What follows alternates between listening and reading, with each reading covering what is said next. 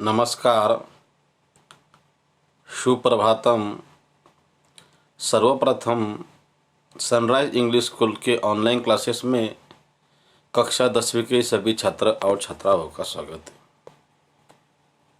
आइए छात्रों, आज हम यहाँ पर कक्षा 10वीं विषय हिंदी, आपको दिख रहा है किताबी, हमारी किताब का नाम है स्पर्श, उसका भाग क्रमांक 2 और हम आज देखने जा रहे हैं उसका पहला पाठ। जो पद्य का पहला पाठ है साखी, ठीक है। साखी का आज हम यहाँ पर छठवां भाग देखने जा रहे हैं। पहले, दूसरे, तीसरे, चौथे, पांचवें भाग हमने वो जो साखी थी, साखी के पूरे अर्थ देखे। आज हमारा ये पूरा पढ़ाना हो गया है और छात्रों आज हम यहाँ पर उसका स्वाध्याय देखने जा रहे हैं, यानी कि प्रश्न उत्तर, ठीक है। दिखा था प्रश्न उत्तर में आपको, देखो पहला ये प्रश्न है, यहाँ पर प्रश्न अभ्यास दिया हुआ है। क निम्नलिखित प्रश्नों के उत्तर दीजिए। निम्न यानी कि नीचे लिखे हुए प्रश्नों के उत्तर देने हैं।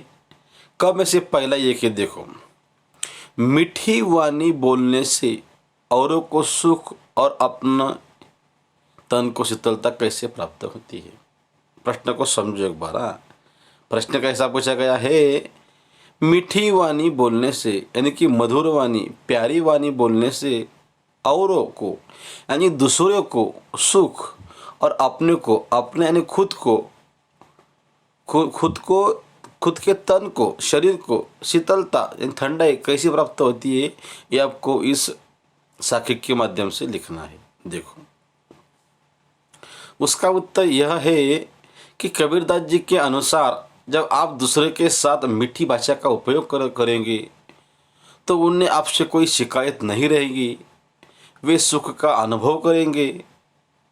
और जब आपका मन शीतल, शुद्ध, साफ होगा, परिणाम स्वरूप आपका तन भी यानी कि आपका शरीर भी साफ रहेगा।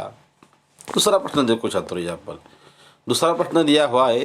प्रश्न ऐसा है कि दीपक दिखाई देने पर अंधियारा कैसे मिट जाता है, साखी के संदर्भ से स्पष्ट कीजिए।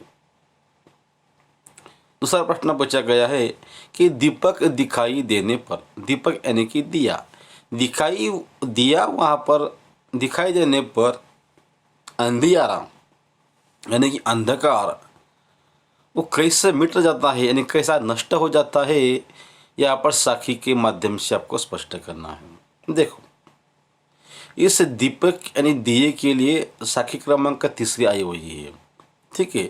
तो तीसरी साखी में इसका उत्तर बता रहे हम दूसरे प्रश्न का, यानी क का दूसरा। तीसरी साखी में कबीर जी दीपक से तात्पर्य ईश्वर दर्शन के से है और अंधियारा से तात्पर्य अज्ञान से है। यानी दीपक का अर्थ वहाँ पर कबीरदास जी ने ईश्वर का दर्शन दिया हुआ है और अंधियारा इस शब्द से उन्होंने अज्ञान यानी कि जिसके बारे में हमें ज्ञान नहीं होता है।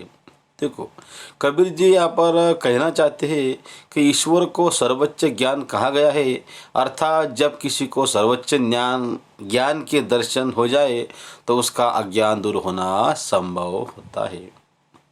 अब देखो प्रश्न तीसरा पूछा गया है कि ईश्वर कण कण में व्याप्त है पर हम उसे क्यों नहीं देख पाते। देखो इस साखी पर प्रश्न पूछा गया है कि बोलते भाई ईश्वर कण कण में व्याप्त है, यानी कि ईश्वर का निवास हर जगह पे है, तो क्यों हम उस ईश्वर अगर हर जगह पे है तो ईश्वर को हम क्यों नहीं देख पाते। इसका उत्तर कबीर जी उस साखी के माध्यम से दे रहे उत्तर देते हैं। देखो ध्यान दे दो, कबीरदास जी दूसरी साखी में स्पष्ट करते हैं, साखी क्रमांक 2, कि ईश्वर कण कण में व्याप्त है, हर एक जगह पे ईश्वर होता है, पर हम अपने अज्ञान के कारण, हमें उसका ज्ञान नहीं होने के कारण उस ईश्वर को देख नहीं पाते, क्योंकि हम ईश्वर को अपने मन में खोजने के बजाय मंदिरों और तीर्थों में खोजते रहते हैं। क का प्रश्न क्रमांक 4 देखते हैं। देखो थोड़ा ये कैमरा नीचे करता हूँ। देखो संसार में सुखी व्यक्ति कौन है और दुखी कौन, यहाँ सोना और जागना किसके प्रतीक है, इसका प्रयोग यहाँ क्यों किया गया है, स्पष्ट कीजिए। देखो यहाँ पर कबीर जी पूछ रहे कि भाई इस संसार में, इस जगत में सुखी व्यक्ति कौन है और दुखी व्यक्ति कौन है। और कबीर जी के दोहे के माध्यम से यहाँ पर प्रश्न पूछा गया है कि सोना और जागना, सोना यानी कि क्या, जागना यानी कि क्या, वो किसके प्रतीक है, इसका प्रयोग यहाँ पर क्यों किया गया है, स्पष्ट करना है। देखो इसका उत्तर ऐसा ही छात्रों कि कबीरदास के अनुसार संसार के वे सभी व्यक्ति जो बिना किसी चिंता के जी रहे हैं वे सुखी हैं, तथा जो ईश्वर वियोग में जी रहे हैं यानी इनको ईश्वर का वियोग हो रहा है वे दुखी है। अब देखो यहाँ पर सोना, यहाँ पर अज्ञान उसका अर्थ होता है, और जागना यानी ईश्वर प्रेम का प्रतीक है।